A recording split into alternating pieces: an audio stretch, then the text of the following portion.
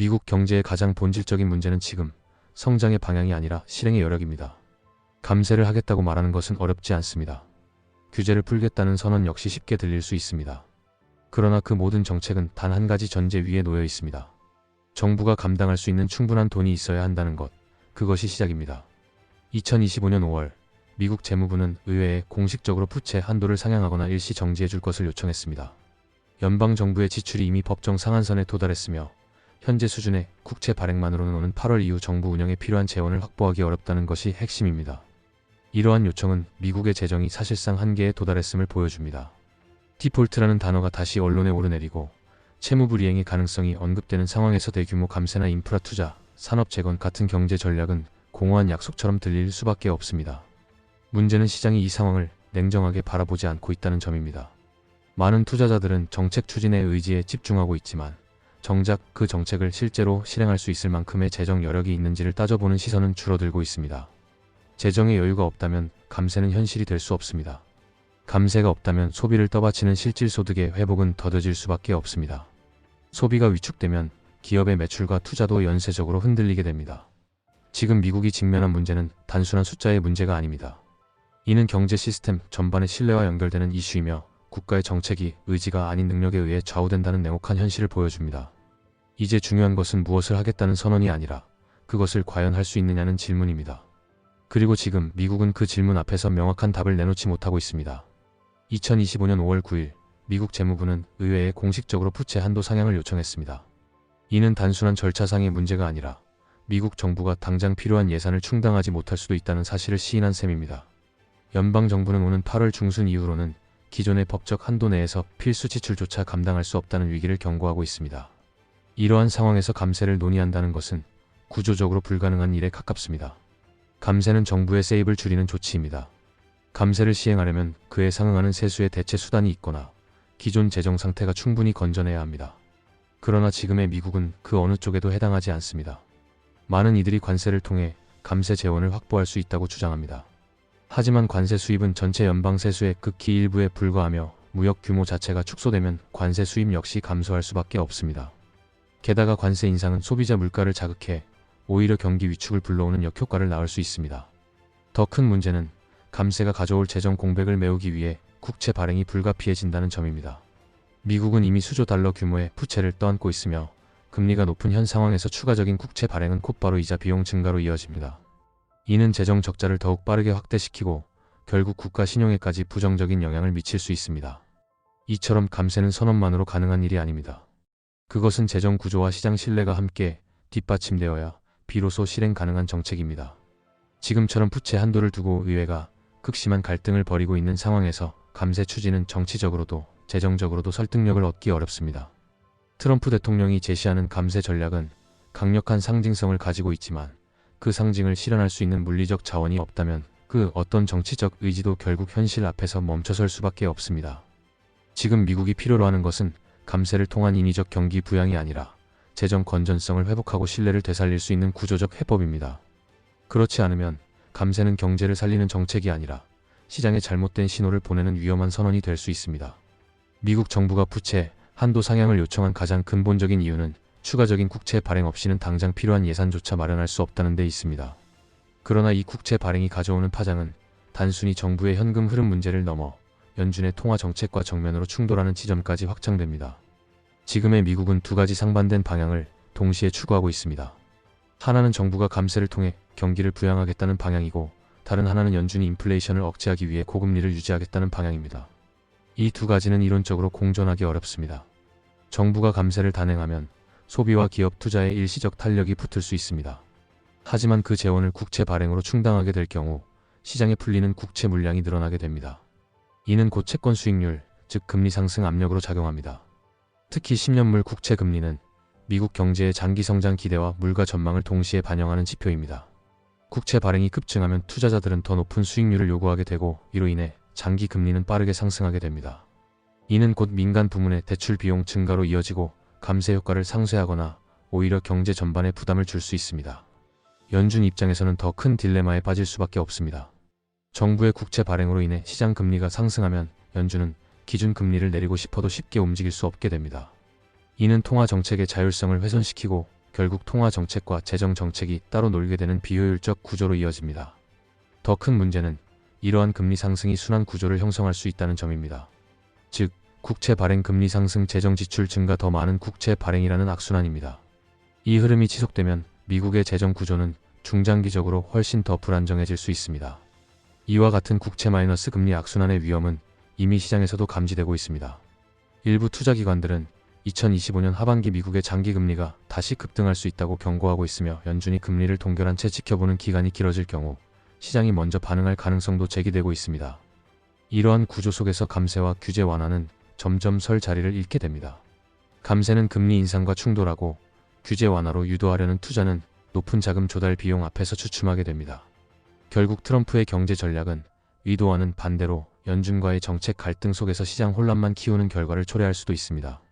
지금 필요한 것은 감세와 투자 확대가 아니라 정책 간의 일관성과 금리 구조에 대한 현실적인 고려입니다. 그렇지 않으면 미국 경제는 정치적 구호보다 훨씬 더 무거운 경제 논리에 의해 움직이게 될 것입니다. 미국 정부가 관세를 정책 도구로 활용하기 시작한 이후 그 여파는 무역 수지나 세수 수준을 넘어서 실물 경제 곳곳으로 번져가고 있습니다. 특히 2025년 5월 말부터 가시화된 수입 물동량의 급감 현상은 이제 소비자 물가에 직접적인 영향을 미치고 있다는 분석이 시장과 유통업계를 중심으로 나오고 있습니다. 중국에서 출발해 미국으로 향하던 수입 물량은 최근 몇 주 사이 50% 이상 감소한 것으로 보고되고 있습니다. 이는 단순히 중국과의 갈등 때문만이 아닙니다.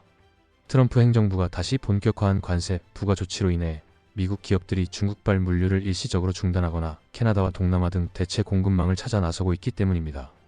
하지만 공급망은 단기간에 대체되기 어렵습니다. 특히 미국 유통시장 내에서 중국산 제품이 차지하는 비중은 여전히 높고 저가 생활용품, 가전제품, 부품류 등은 중국 이외의 국가에서 동일한 조건으로 확보하기 어렵습니다. 이로 인해 유통업계에서는 재고 부족 현상이 조용히 시작되고 있습니다. 일부 대형 마트와 온라인 유통 플랫폼에서는 특정 품목의 배송 지연이 반복되고 있으며 소비자들 사이에서도 사고 싶은 물건이 없다는 불만이 점차 늘어나고 있는 상황입니다. 이는 단지 재고 문제에 그치지 않습니다.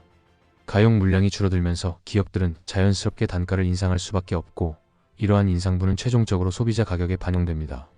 그 결과 특정 품목에 국한되지 않은 전방위적인 물가 압력이 형성될 수 있습니다. 이러한 흐름은 아직 지표 상위 인플레이션으로는 나타나지 않고 있습니다. 현재까지는 기업들이 재고를 활용해 충격을 흡수하거나 가격 인상을 지연시키는 방식으로 대응하고 있기 때문입니다. 하지만 이 구조는 오래 지속될 수 없습니다. 일정 시점이 지나면 소비자들은 분명한 체감 변화에 직면하게 됩니다. 가격은 오르는데 물건은 줄어들고 선택의 폭은 좁아집니다. 이러한 소비자 경험의 변화는 구매 심리를 위축시키고 전체 소비 지출을 줄이는 방향으로 이어질 가능성이 높습니다. 더 큰 문제는 이러한 현상이 미국 내수 소비를 중심으로 확산될 경우 경기 둔화를 넘어 침체 전조로 받아들여질 수 있다는 점입니다. 생산보다 소비에서 먼저 나타나는 위축은 기업 실적 악화로 연결되며 투자 위축, 고용 둔화로 이어지는 악순환의 시작점이 될 수 있습니다. 즉, 관세 정책은 단기적으로는 정치적 메시지를 전달하는데 효과적일 수 있지만 중장기적으로는 소비자와 내수 시장을 정조준하는 인플레이션의 도화선이 될 수 있습니다. 시장이 아직 이를 전면적으로 반영하지 않고 있다는 점에서 이 부분은 잠재적인 정책 리스크로 더욱 면밀히 관찰되어야 합니다. 경제의 방향성은 통계보다 훨씬 먼저 현장과 소비자의 반응에서 먼저 감지됩니다. 지금 미국 유통 현장과 소비 시장에서는 수치로는 아직 완전히 포착되지 않은 미세한 균열이 분명히 나타나고 있습니다. 대표적인 지표 중 하나는 소비자 심리지수입니다. 최근 미국 미시간 대학교에서 발표한 소비자 심리지수는 예상보다 크게 하락하며 물가와 고용, 금리 전망에 대한 불확실성이 소비자의 심리에 직격탄이 되었음을 보여주고 있습니다. 이는 단순한 일시적 하락이라기보다 소비자들이 향후 경제 상황에 대해 점차 경계심을 높이고 있다는 경고를 읽히고 있습니다. 또한 대형 리테일 기업들의 실적에서도 변화가 감지되고 있습니다. 일부 유통 대기업들은 2분기 가이던스를 하향 조정했으며 생활용품과 전자기기, 중저가 패션 브랜드에서 매출 둔화와 재고 증가가 동시에 나타나고 있습니다. 이는 수요의 질이 변화하고 있다는 신호이며 소비자들이 구매를 미루고 선택을 줄이고 있다는 명확한 반응입니다. 무엇보다 주목할 부분은 소비자 경험의 질적 변화입니다. 사고 싶은 물건이 없다, 배송이 늦어진다, 가격이 눈에 띄게 올랐다는 소비자 반응은 단순한 불편이 아니라 구매 결정 그 자체를 늦추고 포기하게 만드는 요인으로 작용하고 있습니다. 심지어 중산층 가게에서도 식품 생필품 위주로 소비가 집중되면서 선택 소비에 대한 위축이 본격화되고 있습니다. 이러한 변화는 기업의 매출 구성에도 영향을 주고 결국 고정비 부담이 큰 사업 구조에서는 수익성 악화로 이어질 수밖에 없습니다. 지금까지의 경제 흐름에서 소비는 미국 경제를 지탱하는 마지막 버팀목이었습니다. 그러나 그 소비가 이제는 천천히 그러나 분명히 줄어들고 있다는 현실은 단순한 경기 둔화가 아니라 심리와 체감에서 시작된 매수의 약화를 뜻합니다. 이러한 변화는 수치가 아니라 사람들이 어떻게 지갑을 여는지를 보면 명확해집니다. 소비는 숫자가 아니라 행동이며 그 행동은 지금 멈춰가고 있습니다. 시장 참여자들은 언제나 낙관과 비관 사이를 오가지만 그 경계가 흐려질 때는 대체로 데이터가 아닌 분위기에서 먼저 변화가 감지됩니다. 지금의 월가가 보여주는 분위기는 단순한 불안이 아니라 경기 둔화를 넘어 경기 침체로 전이될 수 있다는 구조적 공포에 가까워지고 있습니다. 첫 번째 경고는 기업 실적에서 나왔습니다. 소비 제휴 통생활 밀착형 서비스 업종의 기업들이 2분기 실적 전망을 잇따라 하향 조정했고 기존 소비 기반이 흔들리기 시작한 징후들이 여러 방면에서 나타나고 있습니다. 가격 인상에 대한 소비자의 수용력이 한계에 도달하고 있으며 재고는 쌓이고 할인 프로모션은 늘어나고 마진율은 하락하고 있습니다. 두 번째 경고는 소비자 행동의 정체입니다. 선택적 지출은 이미 둔화됐고 필수재 중심의 소비에서도 가격 저항이 나타나고 있습니다. 특히 고금리와 실질임금의 회복 지연이 맞물리면서 가계의 소비 여력은 서서히 줄어드는 방향으로 흐르고 있습니다. 세 번째 경고는 정책 환경과 시장의 괴리입니다. 정부는 감세와 규제 완화를 추진하고 있고 시장 역시 이를 선반영하며 주가 상승에 기대를 걸고 있지만 정작 연준은 고금리 기조를 유지하고 있고 재무부는 부채 한도 상향이라는 절박한 요구를 내놓고 있습니다. 이처럼 재정과 통화 정책 사이의 엇박자는 시장의 기대와 현실 사이의 긴장을 불러일으킵니다. 정책이 동시에 작동하지 않으면 어느 한쪽의 효과도 기대하기 어렵습니다. 지금은 감세가 필요한 시점이 아니라 재정 지출을 얼마나 효율적으로 유지할 수 있느냐가 핵심이 되는 국면입니다. 월가 내부에서는 이 시기를 경기 둔화에서 침체로 전이될 수 있는 전환 구간으로 해석하는 분위기가 확산되고 있습니다. 특히 상호 관세가 7월 이후 본격적으로 시행될 경우 글로벌 공급망에 또 한 번 충격이 가해질 수 있으며 이는 소비자 가격과 기업 생산 활동에 직접적인 영향을 줄 수밖에 없습니다.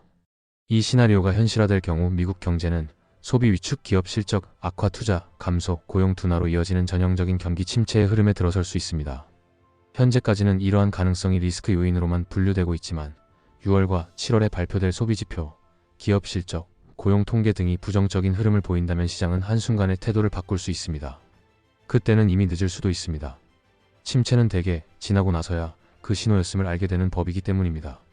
경제 정책은 언제나 무엇을 할 것인가 보다 할 수 있는가의 문제에서 갈립니다.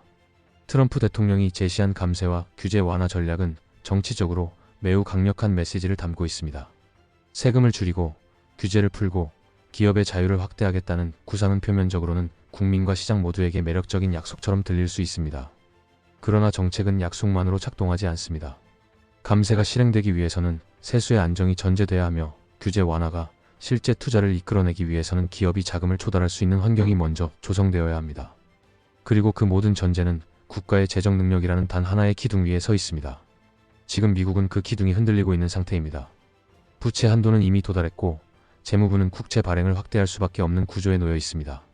이러한 상황에서 감세를 단행한다는 것은 마치 현금이 바닥난 가정이 지출을 늘리겠다는 것과 다르지 않습니다. 규제 완화 역시 마찬가지입니다. 투자 환경을 개선하겠다는 의지는 중요하지만 기업 입장에서 자금 조달 비용이 높은 상태에서는 규제보다 금리와 수요가 더 큰 결정 요인으로 작용합니다. 즉, 돈이 돌지 않는 시장에서는 규제를 풀어도 움직일 주체가 없습니다. 정치적 레토릭으로는 감세와 규제 완화가 모든 것을 해결할 수 있을 것처럼 보일지 모르지만 경제는 감정이 아닌 수치로 움직입니다. 정부의 재정 상태, 금리의 방향성, 소비의 흐름, 글로벌 공급망의 안정성이 모든 것이 맞물려야 정책이 효과를 발휘할 수 있습니다. 현 시점에 미국은 이러한 요건들을 거의 갖추지 못한 상태에 있습니다. 그리고 그 사실은 누구보다 시장이 잘 알고 있습니다. 단지 지금은 그 진실을 아직 반영하지 않았을 뿐입니다. 감세와 규제 완화는 결국 의지의 문제가 아니라 능력의 문제입니다. 그 능력을 잃은 상황에서 추진되는 정책은 경제를 살리는 해법이 아니라 신뢰를 잃는 출발점이 될 수 있습니다. 이제 미국은 선택해야 합니다. 실현 가능한 현실을 기반으로 움직일 것인가, 아니면 기대어 시장의 착시 속으로 더 깊이 들어갈 것인가. 그 선택의 결과는 곧 시장과 세계 경제가 대신 평가하게 될 것입니다. 영상을 시청해 주셔서 감사합니다. 구독과 좋아요 부탁드립니다.